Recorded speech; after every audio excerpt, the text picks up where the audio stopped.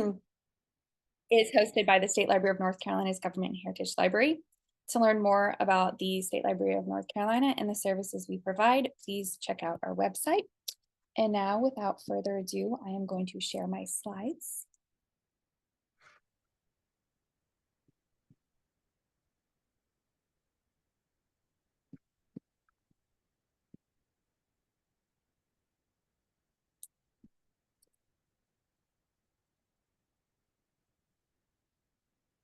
Just a second, everyone.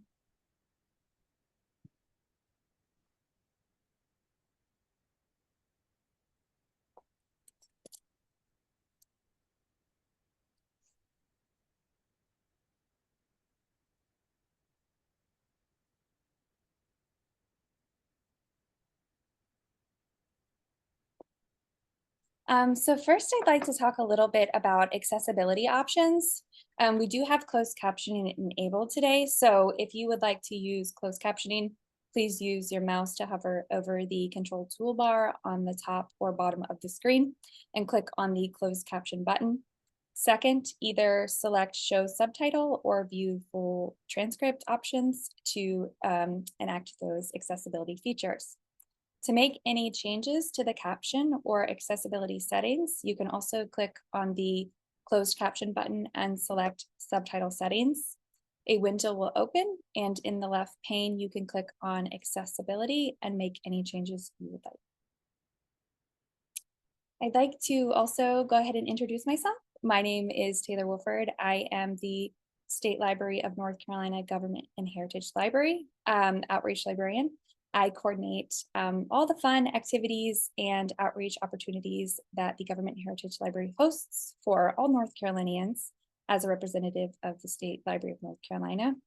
And before I introduce our esteemed guest for today, I also want to let you all know that today's webinar will be recorded, and we will upload the content of today's webinar on the SLNC YouTube channel for you to view later and share with friends and colleagues if they would be interested in viewing the webinar. So today we are very lucky and excited to be joined by Dr. Akram Khater, who is the director of the Khayrallah Center for Lebanese Diaspora Studies. Dr. Khater is also a university faculty scholar and professor of history at North Carolina State University. Like I mentioned, he is the director of the Khayrallah Center for Lebanese Diaspora Studies and holds the Khayrallah Chair in Diaspora Studies at NC State. So without further ado, I am going to hand it over to Dr. Akram Khater to begin today's webinar presentation. Thank you so much, Taylor and Vlapin, for all the work on this, and I'm really delighted to be with you today. So the idea here is that I will go through a bunch of slides, talk a little bit about the history of Arabs in North Carolina, and then leave hopefully ample time for Q&A. I have about 22 slides. Primarily, they focus on the first wave, and I'll describe what I mean by the first wave. But suffice it to say at this point that my main focus will be about the late 19th century all the way into the early 20th century, hence the first wave. And I can also provide comments and points about later immigration, Arab immigration. I'm happy to do so during the Q&A. And please, if you have any questions, feel free to put them in to the Q&A, as well as, in the chat if you have anything. And if I say something that is not making sense or you would like me to emphasize or clarify, then please also let me know and I'll be happy to do so. I'm going to share my screen with you all and we'll go from there. So as Taylor said, I run the Khayrallah Center for Lebanese Diaspora Studies.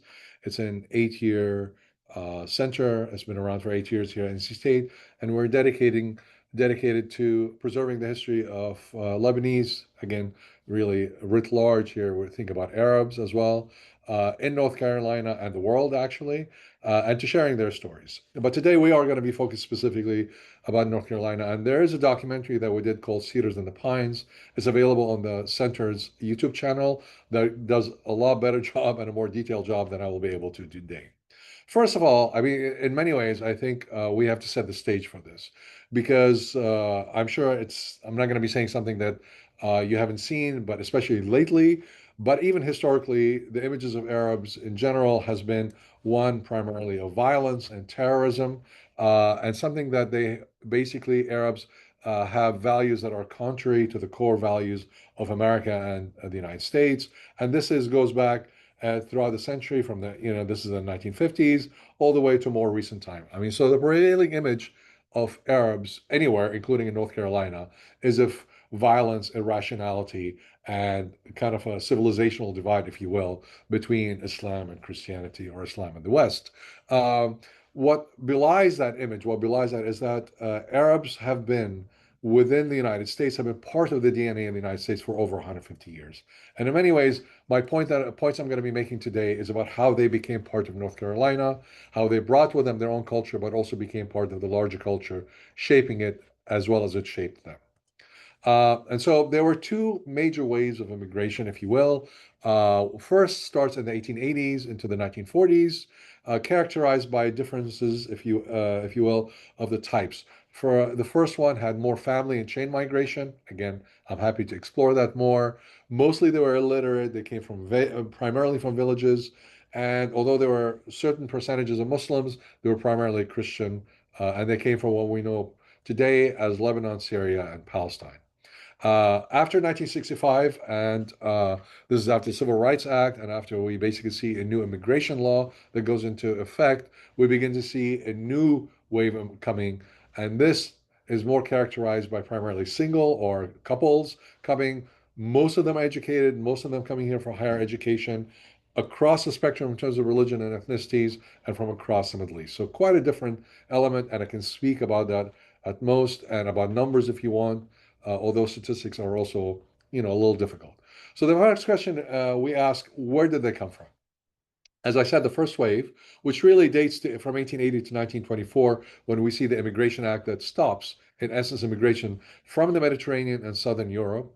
Most of the people came from what we know today as Lebanon, but also some elements of Palestine / Israel, as well as Syria. And you can see in this little image here, that the biggest circles are happening, again, concentrated within this area we call Lebanon. And I can explain a little bit more later why that is. Uh, so why did they leave? They were part of the 19th century migration wave. If you look at the history of migration, the cross-Atlantic migration, this is some of the largest numbers of human movement was happening across the Atlantic from Europe and the Mediterranean all the way to the Americas, North and South America. In part, what happens for this particular population, that for short we'll call, Lebanese or Arabic-speaking Lebanese, is that the local economy, which was heavily invested in silk, began to take a downturn. As you can see from this graph, as the silk prices went down, the number of immigrants went up. But this was also part of the overall economic crisis that was shaping the world. It's a worldwide depression that begins to happen in the 1880s all the way to the 1890s, and it particularly hit the Ottoman Empire.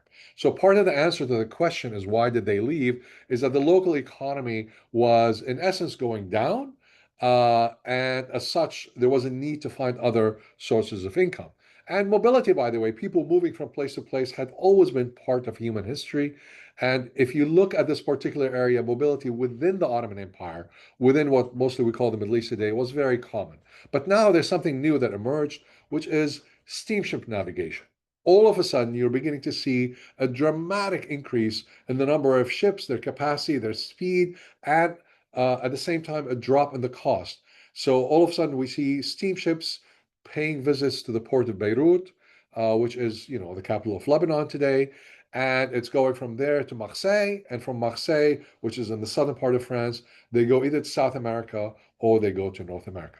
So these shipping companies are all of a sudden able to move large numbers of people across the Atlantic for much cheaper. On average, for example, it costs about $30 to $40, prices of that time, for one individual to leave the area we know today as Lebanon and arrive into the United States. So that's another part. At the same time, you also are beginning to see, because of this increase in speed in communications and telegraph and education, that the news is spreading more and more about what's available out there. So where before people were much more regional in their movement, now they can become really global in their movement because they have, if you will, a network of information.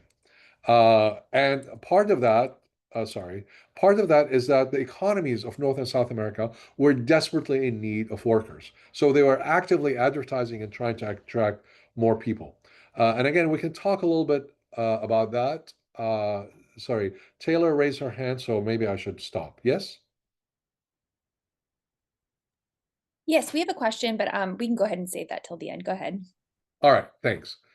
Uh, And so, in essence, it's not only that things were changing on the ground in the Middle East, but also globally, the global economy was changing in the sense that North and South America are in need of greater number of workers. And that's, by the way, when we see a large number of Italians, of Poles, of members of the Jewish community in Eastern Europe, and a variety of other people making their way to the United States as well as to South America. So, so partly, of course, as I said, is partly to find jobs. And against the narrative that usually we have, most immigrants, regardless of whether they're Arab or not, who came to the United States were not escaping per se persecution, except in special cases like the Eastern Jews, Eastern European Jews. Most people were coming, the millions who were coming here were coming to make money, gain prosperity, and go back home. And in fact, many people actually do go back to their origins, whether it's Greece, Italy, or the Middle East. But they come here to work in the factories. They come here to work, in commerce and farms and what have you. So they are leaving, seeking prosperity and better life. They come here because they are able to find work, and also they are going to, as I said, Central and South America in equal numbers, by the way. And again, I can discuss the numbers. Uh, and from this area, they went everywhere. They literally went everywhere. So there's hardly a place that you could find that they did not go to. These numbers that you see on the screen are what we estimate to be the current amount of people who are of Lebanese descent. Please take these numbers with a large grain of salt. It's very difficult to find statistics. At one point, I was listening to a talk by the foreign minister of Lebanon. Within the course of 20 minutes, he starts out by saying there are 5 million people in Brazil of Lebanese descent. By the end of his talk, 20 minutes later, the number had gone up to 12 million. The number is really closer to about a million who can trace their heritage to Lebanon. But again, it gives you an idea of where they went and how far they went. It's quite remarkable, actually, if you think about it, that people are leaving these homes that they knew all their lives, the languages, the customs, the traditions, even loved ones, and going really massive distances. So it's quite an undertaking. Where did they go? Well, beyond going everywhere in the world, in the United States, this is from 1930 census map. You can see by county, they went pretty much into every county in the United States. Now, some counties would have, maybe two, three, four, five families. Others, like especially in the Northeast or even in the South, by the way, like Texas, and to a certain extent, North Carolina, you see larger numbers coming into this area. And this is an image to show you where they went. This is, again, we're talking about the first wave. They went pretty much everywhere in North Carolina. Some of the earliest communities were in New Bern, but very quickly you see people in Charlotte and people in Raleigh outpacing the eastern counties of North Carolina. And again, a lot of these folks first arrive in New York. Ellis Island is your stereotypical place, but it's real where they arrive. They may spend some time in New York or nearby New York working, but very quickly they begin, as things get crowded around them, they get on the railroad and they travel either west or north, or in this case, south, and they arrive here and they find work opportunities. Um, and immediately they begin to try to belong, to fit, to integrate, if you will, within the larger society that more often than not was fairly hostile to them. We can talk about that a little bit more later. So the way they do it is work, and what they find are it depends upon the area you're going to. So if in the Northeast, you will find that a lot of them actually work in textile factories, places like Lawrence, Massachusetts, or even New York. You see a lot of them working in textile factories. Uh, if you go to the West, a lot of them actually work in mines. But here in the South, particularly in North Carolina, what you see them doing is what's considered to be kind of the normal trajectory. And again, take that with a grain of salt because normal means a lot of different things. But in essence, what they do is they come and become peddlers. And what a peddler is imagine it's basically a walking Amazon catalog or Sears catalog. It's a group of people that carry material to sell on their backs, on suitcases they hold, and they walk. A lot of times they walk. Sometimes, of course, they have a horse and buggy when they get a little bit more money. And they're going to the remotest areas within North Carolina. They are the ones that have circuits. So they may be based in Charlotte, but they walk a circuit that sometimes could be as far as 40, 60 miles that are selling to these farmhouses, small towns that do not have stores. And they're bringing with them stuff that they can sell. Could be anything like thread and needle, combs, razor blades, fabric, you name it, they're carrying it. Some of them will even, some of the women would carry dresses with them.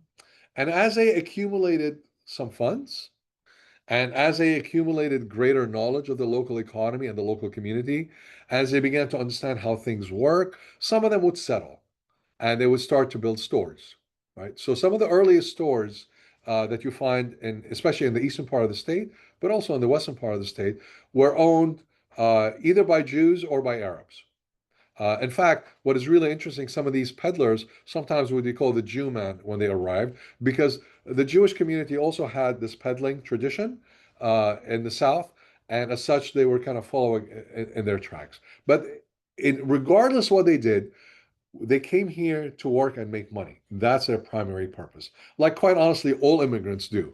So they're coming here, they're arriving, and they're trying to find ways in which they can work. And I can provide a lot more details about the kind of work that we begin to see, the kind of stores that we're beginning to see. Uh, this is probably one of the most famous family. It's the Mack family. Uh, and they start out with the sort of peddling, and you can see this picture here. And these are the two suitcases that he carried, one on his back and one in his hand. And he would go, imagine these things could weigh between 30 to 40 pounds. And he's walking, I mean, not obviously at his age. Now you can see him dressed in a suit and a tie. And behind him is a store that he has started, John Mack. Uh, and there are a lot of these names, by the way, just kind of briefly. You will notice that his name in Arabic is Hanna Makhul, but the joke, as told by one of his sons, is that when they arrived at Ellis Island, the clerk at Ellis Island couldn't spell the name, and they ended up being Mac.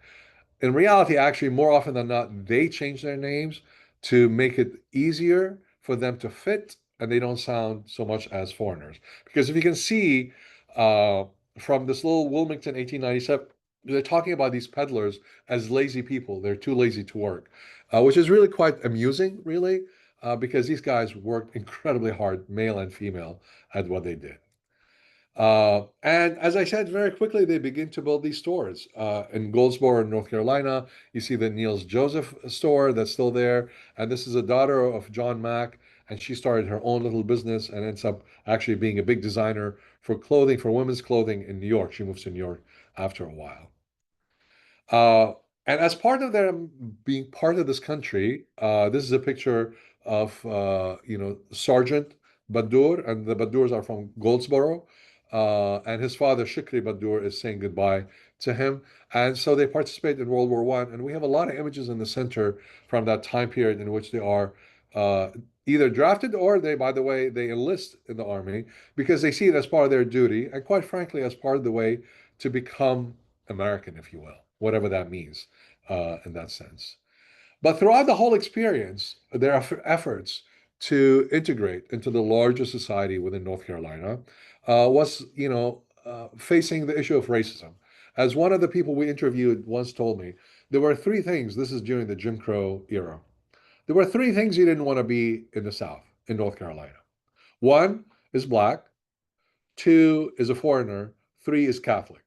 And he jokingly said, well, we were two out of three, meaning that there were foreigners and they were Catholic for the most part. Although not all of them were Catholic, there were a lot of Orthodox as well. But you get the idea. So, I mean, in essence, they're arriving here. Of course, they learn some words in English. Their children immediately become much more fluent, completely native fluency in English, but they themselves still stick out. No matter what they do, they still stick out. And this is, again, this happens to every immigrant community at every time you see it. So, at best, they are ignored, but more often than not, they're treated with a great deal of hostility. And you can see here a comment from a senator from 1929 that he sees these, what they used to call Syrians, that they are the trash, right? I mean, this dehumanizing notion that these people are lazy, they bring disease, they are trash, they're criminal. I am sure you're hearing the same language being used, unfortunately, even today, 100 years later. Um, as somebody in Oklahoma wrote, it just seems like to them racism was everywhere, right? And at this time in the early 1900s, by the way, the KKK is making a resurgence, and this time it is specifically anti-Catholic, as well as anti-Black, of course, but anti-Catholic and anti-immigrant. And if you see some of the largest marches the KKK carried out, it was against the Catholics and against immigrants. So in many ways, then you begin to see them functioning within this environment. They are ridiculed, they're attacked. I mean, we have evidence of that. Probably one of the most tragic incidents happened not here, but in Florida in 1929, when these two individuals were lynched, supposedly by a mob, but we suspect very strongly that the local sheriff department has something to do with it. But violence, verbal or physical, against these newcomers was there, and it was very much something that they have to fight against. As one of the people that I interviewed said, listen, yeah, we heard a lot of horrible things, and our parents told us not to get into fights, but you have to stand up for yourself every now and then. So fitting into America is not simply about working hard. You have to fight against, a culture that saw you as less than human, as carrying disease and as a criminal element, when all you're trying to do is, work hard, raise a family. So fitting in was very difficult. At the same time, though, I think it's important to keep in mind that with these immigrants, like all immigrants, the issue isn't only how do we fit into this country, but how do you also maintain a sense of self? They're not trying to abandon themselves. I mean, they have a sense of pride who they are. They have a rich heritage. I mean, there's one person who was approached about becoming Christian, and he jokingly said, we have been Christian longer than you by 1,500 years. Christianity was born in the Middle East. So there's this long tradition that they took pride in. So they had to create a balancing act. How do we fit in?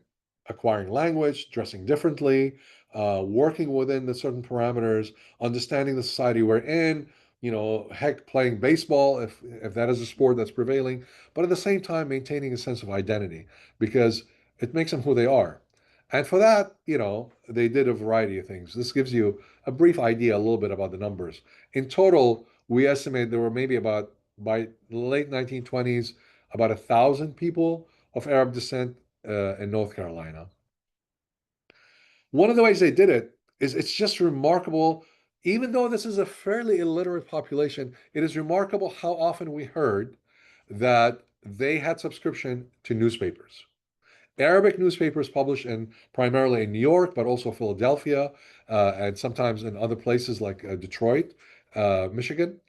And if you look at the numbers, it's just like nearly 60 periodicals. Now, not all of them would last for, more than 2, 3, 4, 5 years, but still, for an overall population that did not exceed 100,000 at the time of immigrants, I'm talking about the 1920s and 30s, to sustain 60 newspapers and magazines, it's really quite remarkable, especially when you take into, and keep in mind that a lot of them are really not literate.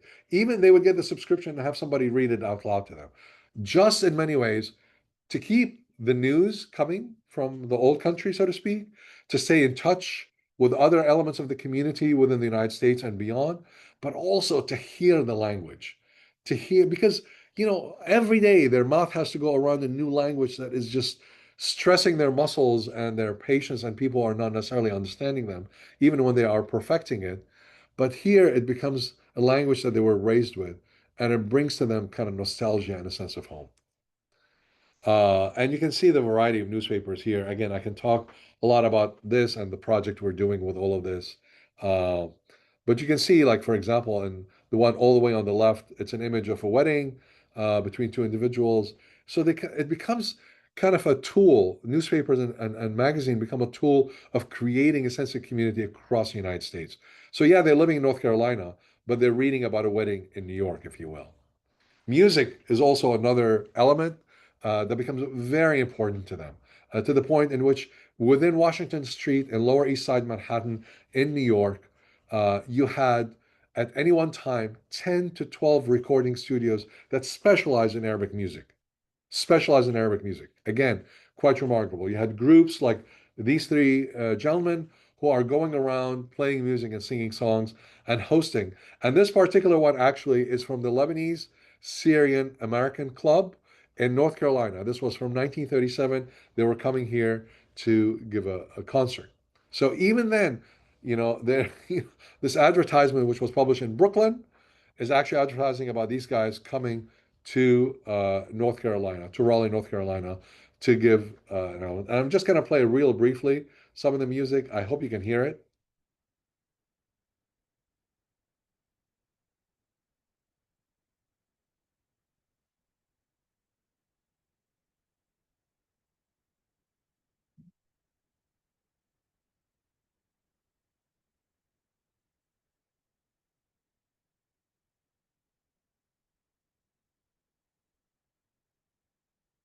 So we can go on from that, but just to give you an idea in which they can get this, vinyl record and play it on the phonograph, and all of a sudden, again, they're hearing the sounds of music that is just and that really kind of speak to them. So again, maintaining a sense of self, and then food becomes important. Akram, I can't hear any of the audio from this clip. Oh,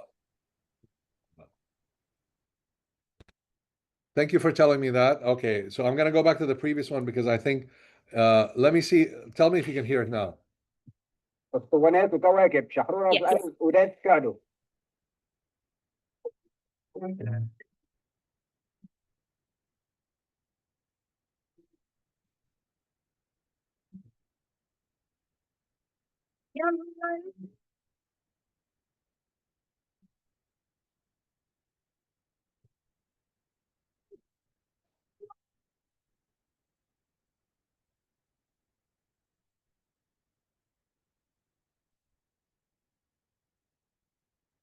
You get the idea about this music as I was talking about, and thank you, Taylor, for letting me know.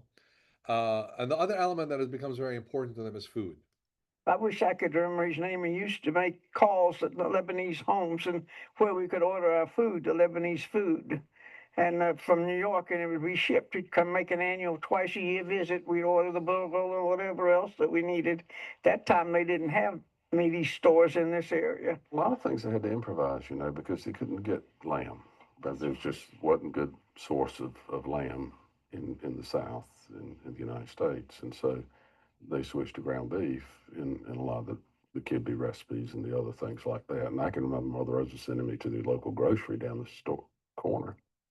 And she'd always tell me to get a ham slice off a slice of sirloin, run it through the meat grinder, put that aside. That was just to clean the meat grinder at the grocery store.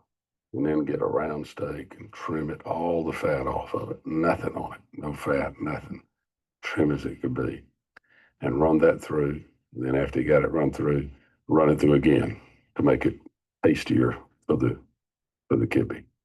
And then bring it straight home so she could get it ready right away while it was fresh.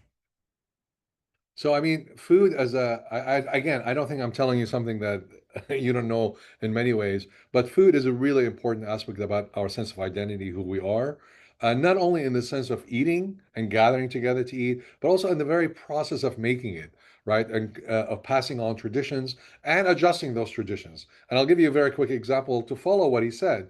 Not only was lamb not available, grape leaves were not available. And as many of you have already eaten, stuffed grape leaves are a staple in the Middle East as well as in Greece, of course. Well, here, what they didn't have grape leaves at the time. What they had was a lot of cabbage. So they started using cabbage leaves and stuffing it the same way they would have stuffed grape leaves. And interestingly enough, that recipe, that adjusted and reinvented recipe, makes its way back to the Middle East, where now we have a lot of stuffed cabbage. So there's always this kind of communications back and forth within the Arab community, if you will. But food becomes absolutely essential to the point where they are putting orders with somebody from New York, and they come down and they bring to them some of the staple food that wasn't available, including, by the way, olive oil, which was hardly available in North Carolina in the early 20th century. So, in the sense of building community, also meant that they would gather together because they're spread throughout the whole state, but at least once a year, if not more often, actually, they would come together. This is a picture that we have in our archive from something called the Hammana Club. Hammana is a village in central Lebanon, and these are folks, and most of the people in North Carolina, original folks, came from this village. Not all of them, but a lot of them came from this village. And so they had a club. And you can see on one hand, it's called the Hamana Club, but they are flying the American flag very proudly, implying that they are really part of it. It's a very interesting gendered picture, I find, because you look who's in the front row or where the women are and where the children are. There's a hierarchy to the photo, but it's still very interesting. And these gatherings were as much about people coming together, making sure that everybody's, knows about everybody, possibly arranging marriages, and even larger uh, gatherings like this one that happened in 1937 by the way, that was taking place in the fairgrounds here in Raleigh, that brought people together not only from North Carolina, but from South Carolina and as far as Florida, where you had a 2-3 day event. People stayed at a hotel. And when I showed you the picture of the musical group before, they were actually coming to perform in this what's called Mahrajan, or big gathering. And so you begin to see this kind of gathering around in which they are revisiting their traditions, visiting each other, and strengthening the bonds that, are getting a little weaker, if you will. Uh, so I wanted to, well, actually, I had another slide and I know what happened to it. So we'll pretend that there's another slide. Uh, so what I wanted to finish with, and I'd like to open it up for Q&As, is that this idea of Arabs being here, I want to finish with this, is not from yesterday, right? I mean, my generation, we came post 1965. That's true.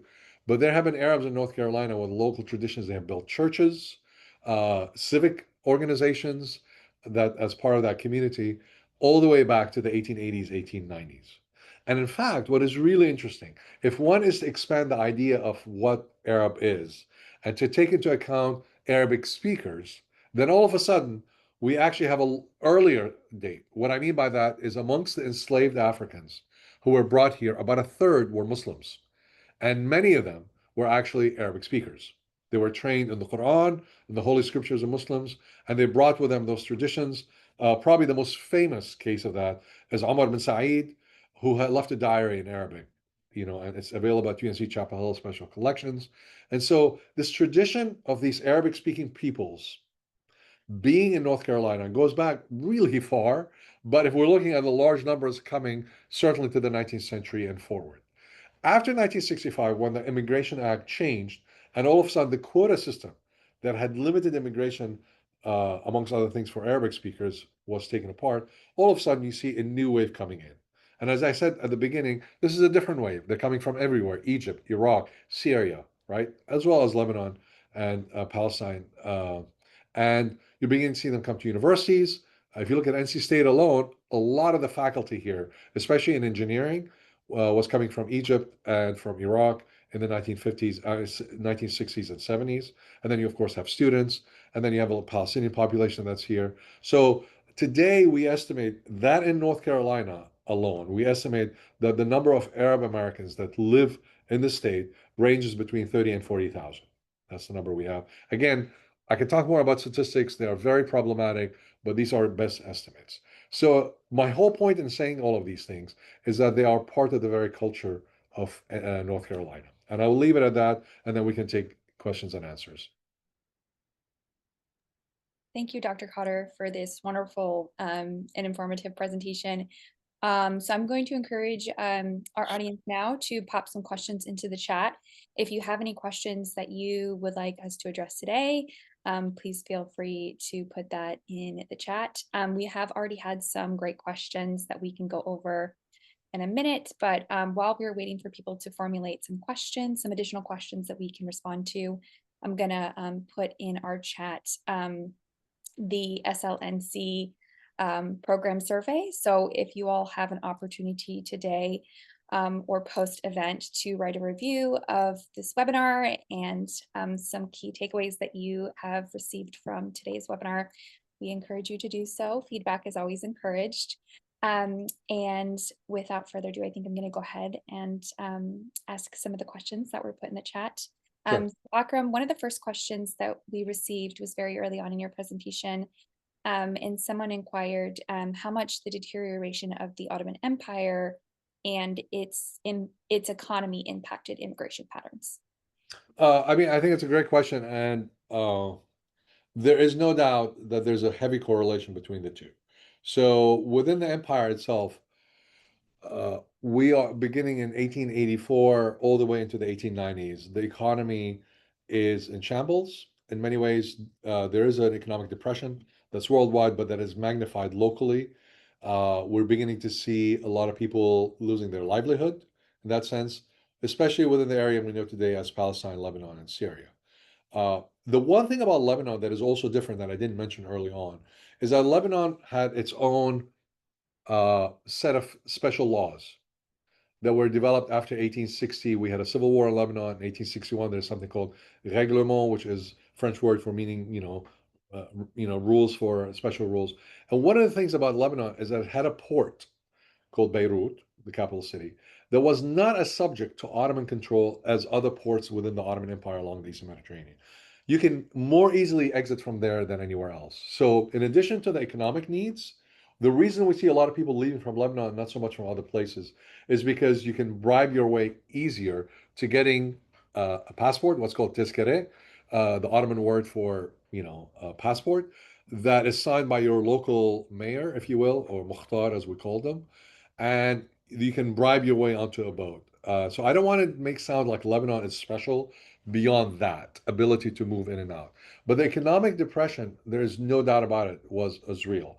And by the time we hit the late 19th century, the Ottoman Empire is in serious debt.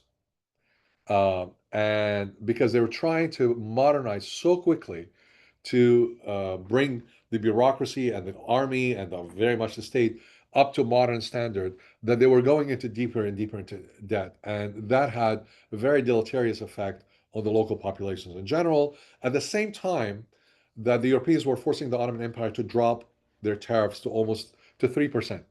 So they opened up the Ottoman Empire to a flood of European goods, especially textiles. And we begin to see a lot of textile manufacturing, but other things closing down and people losing their jobs. So yes, in answer to Joel's question, actually it was very much part of that in that sense. And I see that Rania, who's a good colleague of mine here from NC State, asked a question. I'll take her second question about when I speak about Jews, who am I referring to? Yes, I mean, for the most part, I am really talking about Eastern European Jews. Because if you look at the large Jewish migration, it happens after the pogroms in Eastern Russia and what we know today as the Ukraines. And so that's where we see massive amounts coming in. We estimate about close to 3 million. And I'm talking about that population that precedes, they are coming here in the 1860s, 1870s, that precedes the Arab population. There's a great book about Kentucky that looks about that relationship between Arabs and Jews as they occupied the same marginalized space within kind of a white dominated society. Both of them are outsiders, both of them focus on peddling as a starting position, and both of them actually having relations with each other. In fact, what's really interesting in North Carolina, uh, say somebody who was a peddler accumulates enough money and then they want to open a store, they couldn't go to the normal banks because the banks would not give them money.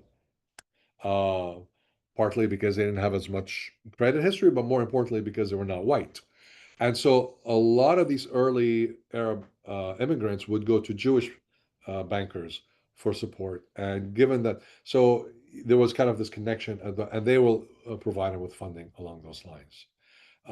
And there was another intersection here.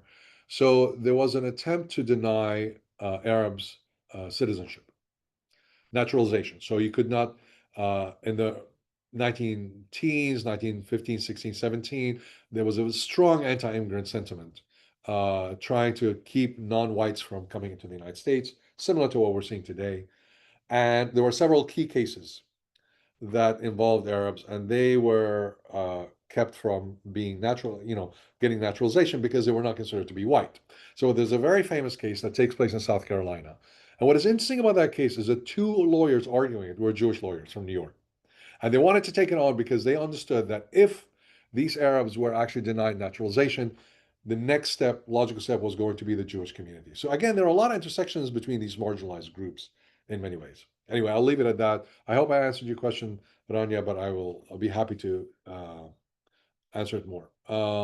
Akram, we've gotten a number of additional questions. I want to take a step back briefly before we revisit some of those really great questions you all have posted in the chat. I'm wondering, I know that you had mentioned the value of newspapers in communicating local histories in a really valuable and tangible way, especially when it comes to the history of Arab Americans and Arab immigrants. So I'm wondering if you could expand a little bit more on the Arabic OCR project that your team is currently developing and how that can support research interests in this topic. Yeah, I'm gonna put in the for those of you who know Arabic, this is a searchable database. So at the center, our job is to build an archive. We are here to preserve the memories and the histories of Arabic-speaking peoples who came to the North America, South America, and beyond. And like many archives, we collect anything that they produce, uh, their own personal letters, photographs, recordings, objects. But one of the things that they produce a lot of are books and newspapers. And so we've been collecting that. And early on, this is about 5 years ago, we realized that these newspapers that are published in Buenos Aires, in Sao Paulo, in New York, are great to have images of. But the question is, how do you access them? So we started developing what's called an OCR project, optical character recognition, that allows us to take an image of an Arabic newspaper and make it into a digital text. And once we have a digital text, you can search it. And that project has been going on. And now we're taking it to the next step in which we can actually translate it. And the next step after that is we have an AI project that is allowing us to actually take handwritten Arabic and turn it into digital text. Now, the reason we do all of this is because we want to make this as accessible as possible, not only to people who know Arabic, to people who do not know Arabic. And I think what is important about that is that the stories, this is what's really frustrating to me at times, is that we have such rich history in this country as well as others, but yet it is completely hidden. There's not a single textbook, college or K through 12, that talks about the history of this country that brings to the fore the history of Arabs in America in any way, right? They only appear in social studies as the alien people that are attacking this country one way or the other. But when you look at these newspapers, as you said, Taylor, you begin to see not only stories about what's happening back in Lebanon, Syria, and Palestine, but stories about marriage and divorce and birth and death, life in general, commerce, musings about how they would fit here, how they don't fit here, literary production. Somebody asked a question about Arabic. Yeah. This is what's really interesting. They arrive here, as I said, many of them illiterate, some of them literate, but even literate ones were not trained heavily in classical Arabic. And also, when you come to a new country, you encounter a new situation in which the language that you bring with you, the vocabulary that you have, no longer is capable of describing what you're seeing. And all of a sudden, you have to invent new words. You have to, in some ways, break apart the language and put it back together. And so we have this thing called Mahjar literature. Mahjar is the Arabic word for land of migration, in which you begin to see literary production happening. And I'm going to put, we have an exhibit on that in English, as well as Arabic and Spanish. In which they create not only so in publishing newspapers and periodicals, they're using a new language, and that language, back to Kerrigan's question, that language is actually taken back to the Middle East, and all of a sudden there's a conversation. In fact, there are people in the Middle East saying, "You guys aren't writing in Arabic; you're messing it up." And then there's this back and forth, this transnational conversation about what it means to be Arab. And so, in many ways, we really can.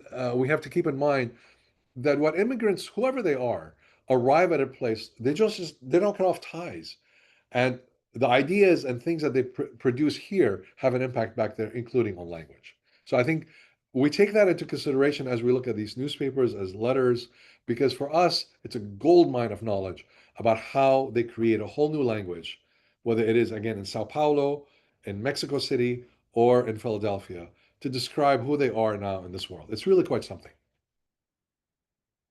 Let's see. I don't know if you have any other questions, Taylor, or if I should. We can go ahead and go to the next one. There's a really interesting question from Sophia at UNC Chapel Hill, doing research on Arab refugee food geographies in North Carolina and analyzing food as a modality of care. So one of the questions they're investigating is how existing Arab food systems and networks in North Carolina affected refugees' foodscapes, and they're wondering if you can speak to that. Sure, and I'll take a little anecdote to answer that question. So when these early immigrants arrived here, they had to produce everything. Let's take bread for a second. So what we call pita, which we don't call it pita in the Middle East, we call it khubz, which means bread. So if we're talking about this kind of flat bread that can open up and make a pocket, hence pita pocket, this stuff, where you could go to a furun or a bakery in a city, or you could the local village bakery and get it there. Now you have to make it. You have to make it at home. And so a lot of the stuff all of a sudden had to be made at home. So in many ways, there becomes this kind of interiorizing of food that only becomes a community food when you're inviting friends over on Sunday, what have you. So you have your, tabbouleh and kibbi and all the usual, spread, what a friend of mine once called the Lebanese national anthem of Lebanese food, or really Arab food, spread out. But it remains within the community. There's just nothing beyond it. And as generations come around, that skill, those traditions begin to die out. So by the time we get to the 1970s, we're talking about 2, 3 generations down the line. They're no longer making bread at home. And all of a sudden, you begin to see these new immigrants like Neomond and Raleigh that is creating a bakery and selling bread. It's not the same, but it looks like it. And all of a sudden, these become nodes for the community to rebuild itself between the descendants of the old immigrants and the new immigrants. And they begin to become centers for conversation. And all of a sudden, these traditions are being rebuilt between these two waves at the same time that they're also being directed outside the community. So, in many ways, the food systems become very vital for this current time. But of course, now it's very different. Now, as the person I showed in the video said, there are a lot of Mideast stores, which is true, in many ways. If you go to Al Baraka store, for example, here in Raleigh, uh, you begin to have halal meat, meat that's slaughtered along the Muslim, Sharia way. But you going in there, and even the vegetables that you're used to, like a special kind of zucchini or a special kind of thing, is there. And in that conversation you have, it creates a stronger connection, if you will, for people to back home, as well as to the people who are descendants of the earlier wave. I mean, it's a really interesting. I have a colleague, his name is Matthew Stifler. He works a lot with that. So, Sophia, if you're interested, I can put you in touch with him. Thank you. We've gotten so many excellent questions in the chat. I'm going to skip around a little bit because there's a really great question from one of our audience members about conducting genealogical research, which is very aligned with the work of the State Library. So do any of our US censuses reflect Lebanese heritage? I think that's a great question, Akram. I also think I'd like to ask you to respond a little bit further about the issues with census data and how it's collected and how that affects the research process for genealogists. Yeah. The quick answer is yes. Between 1900 and 1940, you do have recordings. And 1940 is the last census that I've looked at, in which, a place of origin says Syria.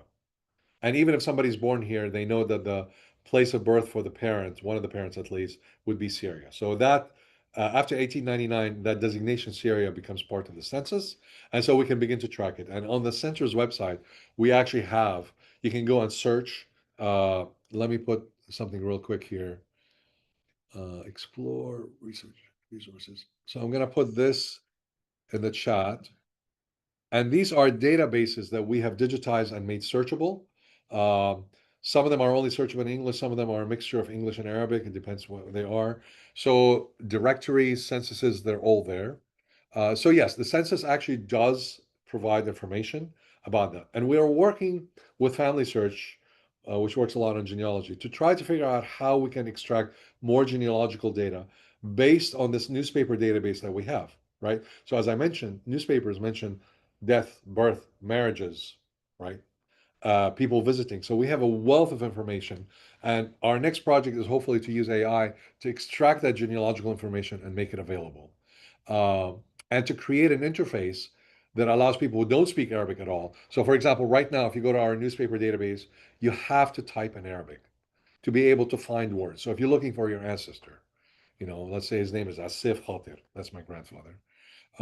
You put it in, and actually it pulls up his name. from a directory that we have that it's there, and pulls up his name, and lo and behold, it tells you, in fact, I discovered that I have a cousin based on that. But I had to type it in Arabic. Our hope is that in the future, somebody could come in and type the name in whatever language they want, and it'll pull up those resources and translates them.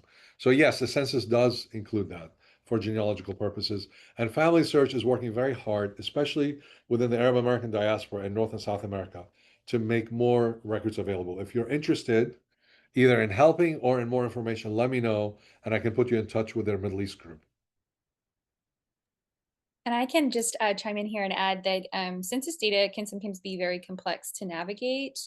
And so if you're interested in using census data for your research, we do have a lot of those resources available at the State Library Government Heritage Library, which any North Carolinian is able to access. And I will go ahead and put in the chat now for everyone.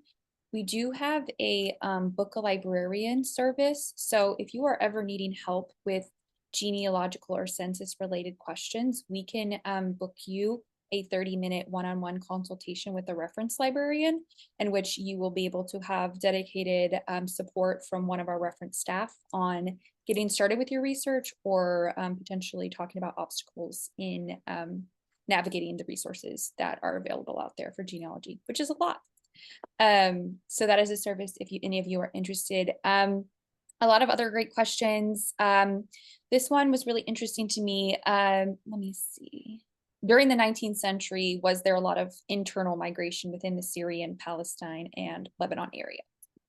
Yeah, I mean, I think if you look at the time period, there's definitely a lot of movement, not just between that area, but you see Algerians moving to Palestine. You see massive wave of Muslim immigrants that's coming after the Russian persecution that's coming from the Caucasus region, and that is being relocated into places like Jordan and Palestine.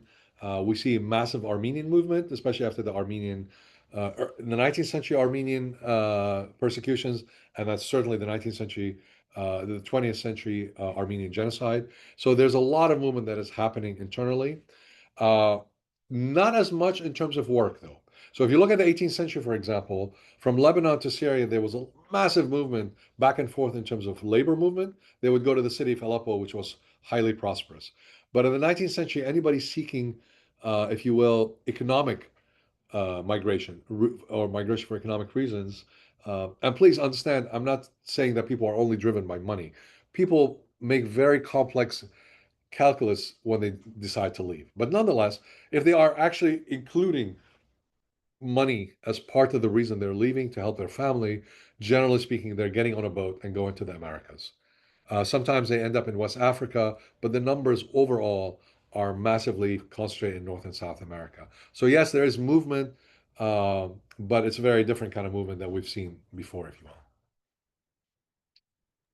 This is an interesting question as well, and perhaps this is more so for some local historians and genealogists interested in doing DNA, testing, which is very popular now as a tool for genealogical research. So the question posed in the chat was, are there any markers in DNA unique to Lebanese heritage or Lebanese people?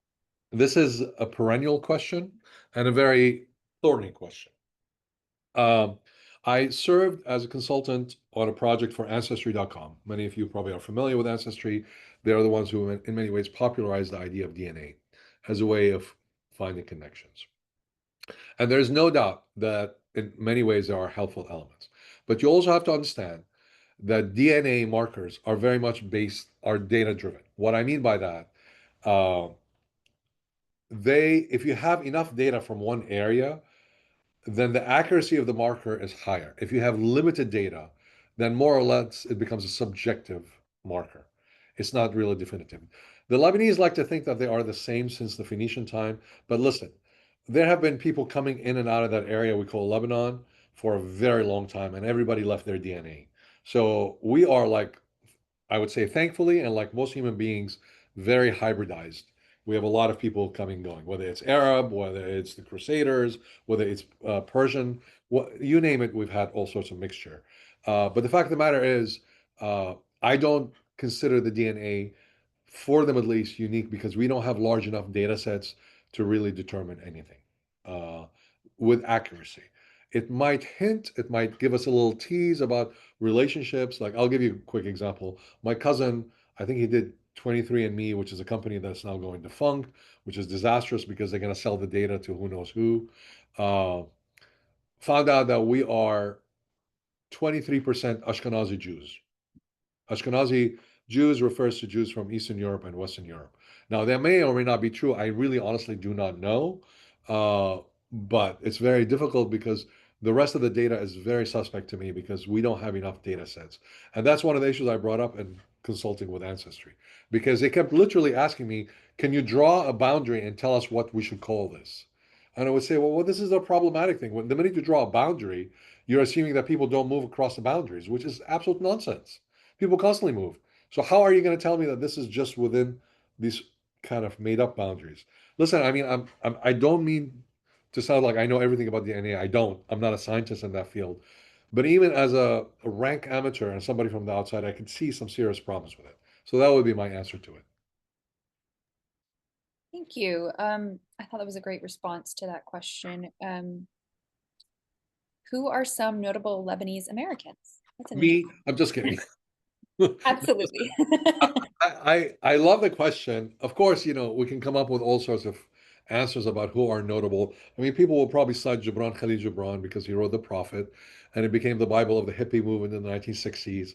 And to date, it's the most widely sold book in the world and all that. But I'm going to answer it differently because I think notable anybody, including Lebanese Americans, are people who come and just take this amazing leap of faith, right? And they work their tails off. And I'm not saying they're the ones who succeed, whatever success looks like.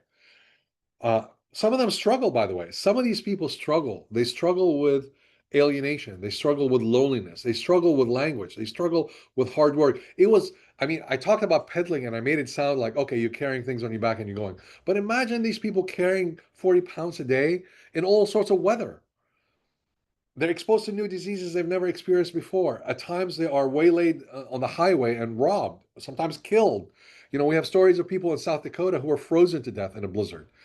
So the conditions weren't ideal, to say the least, but they worked hard. And again, they were deprived 90% of the time of the sense of stuff that made them feel who they really are. To me, they are remarkable. Absolutely. I was muted. Thank you for answering that question. I think we're just about out of time. So I want to thank everyone for the really engaging and interesting questions that you posed today. And I absolutely want to thank Dr. Khater for presenting with us today and providing such an informative presentation and Q&A discussion. I am going to put in the chat now, again, our post-event survey.